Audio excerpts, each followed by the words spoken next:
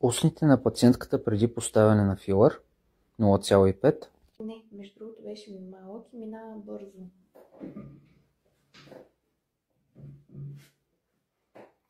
Добре.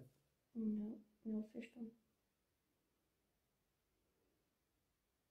При поставянето на филъра използваме 6 мм канюла, атравматична, за по-малък дискомфорт на пациентката.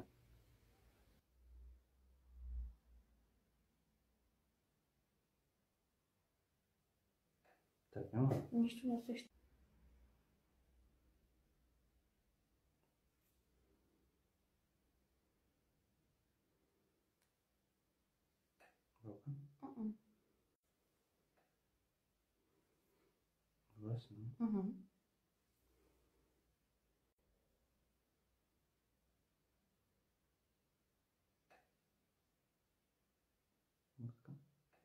Добре.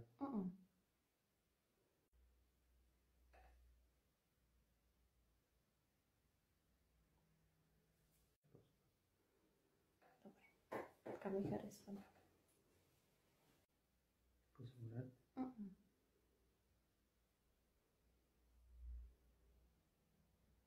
За още интересно дентално съдържание ме последвайте в TikTok, Facebook и Instagram. За запазване на час с предварителна уговорка в Viber и WhatsApp.